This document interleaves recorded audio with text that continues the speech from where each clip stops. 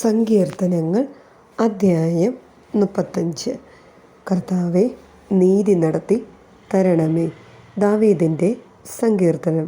കർത്താവേ, എന്നിൽ കുറ്റം ആരോപിക്കുന്നവനിൽ അങ്ങ് കുറ്റം ആരോപിക്കണമേ.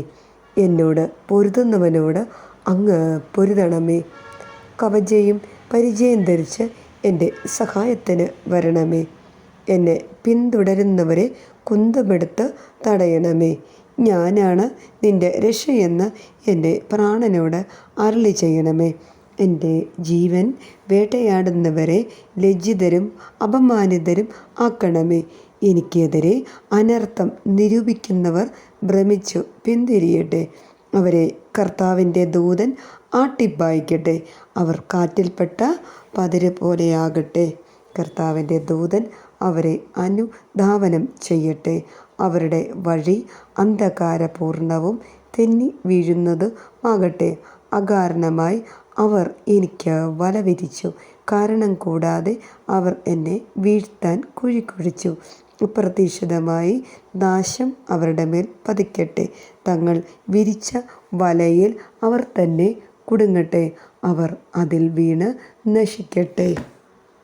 അപ്പോൾ ഞാൻ കർത്താവിൽ ആനന്ദിക്കും, അവിടുത്തെ രക്ഷയിൽ ആനന്ദിച്ച് ഉല്ലസിക്കും. കർത്താവേ, എൻ്റെ അസ്ഥികൾ പ്രഘോഷിക്കും.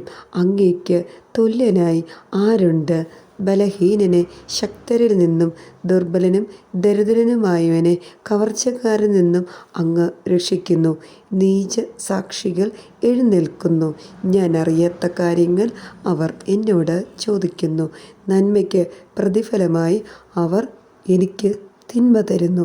ഞാൻ നിസ്സഹായനായിരിക്കുന്നു. എന്നാൽ അവർ രോഗികളായിരുന്നപ്പോൾ ഞാൻ ചാക്കൊടുത്ത് ഉപവസിച്ചു. ആത്മപീഡനമേറ്റ് ശിരസ്സ് നമിച്ച് ഞാൻ പ്രാർത്ഥിച്ചു.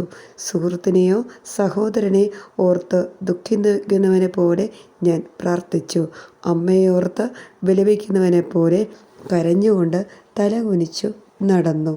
എന്നാൽ അവർ എൻ്റെ വീഴ്ചയിൽ കൂട്ടം കൂടി ആഹ്ലാദിച്ചു. ഞാൻ അറിയാത്ത മുടന്തന്മാർ നിർത്താതെ എന്നെ പരിഹസിച്ചു. അവർ എന്നെ ക്രൂരമായി പരിഹസിച്ചു. എൻ്റെ നേരെ പല്ലുറുമി. കർത്താവേ, അങ്ങ് എത്ര നാൾ ഇത് നോക്കി നിൽക്കും? അവരുടെ ആക്രമണങ്ങളിൽ നിന്ന് എന്നെ രക്ഷിക്കണമേ.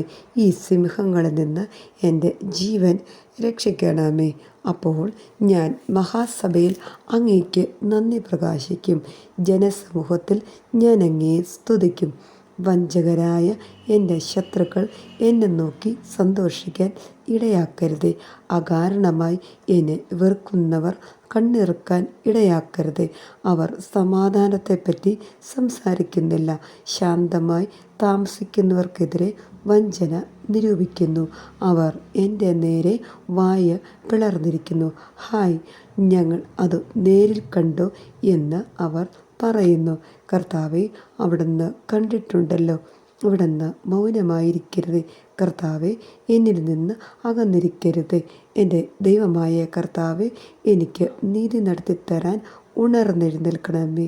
എൻ്റെ ദൈവമായ കർത്താവെ, അങ്ങയുടെ നീതിക്കൊത്ത് എനിക്ക് നീതി നടത്തിത്തരണമേ. അവർ എൻ്റെ മേൽ വിജയം ആഘോഷിക്കാൻ ഇടയാക്കരുതേ. ഞങ്ങളുടെ ആഗ്രഹം സാധിച്ചുവെന്ന് അവർ പറയാതിരിക്കട്ടെ. ഞങ്ങൾ അവനെ വിഴുങ്ങിയെന്ന് അവർ വീമ്പിളക്കാതിരിക്കട്ടെ. എൻ്റെ അനർത്ഥത്തിൽ ആഹ്ലാദിക്കുന്നവർ ലജ്ജിച്ച് സംഭ്രമിക്കട്ടെ. എനിക്കെതിരെ അഹങ്കരിക്കുന്നവരെ ലജ്ജയും അപമാനവും പൊതിയട്ടെ. എൻ്റെ നീതി സ്ഥാപിച്ചു കിട്ടാൻ ആഗ്രഹിക്കുന്നവർ ആനന്ദിച്ചു ആർപ്പിടട്ടെ. തൻ്റെ ദാസൻ്റെ ശ്രേയസ്സിൽ സന്തോഷിക്കുന്ന കർത്താവ് വലിയവനാണ് എന്ന് അവർ എന്നും പറയാറുമാറട്ടെ. അപ്പോൾ എൻ്റെ നാവ് അങ്ങയുടെ നീതിയും സ്തുതിയും രാപ്പകൽ ഘോഷിക്കും. ഞാൻ ഡോക്ടർ ബെസ്സി. ദിവസവും രാവിലെ 6:30 എൻ്റെ ഓഡിയോ ബൈബിൾ ലഭിക്കുവാനായി എൻ്റെ ചാനൽ സബ്സ്ക്രൈബ് ചെയ്യുകയും അനേകരിലേക്ക് ഇതെത്തിച്ചു കൊടുക്കുകയും ചെയ്യണമേ. ദൈവം നിങ്ങളെ സമൃദ്ധമായി അനുഗ്രഹിക്കട്ടെ.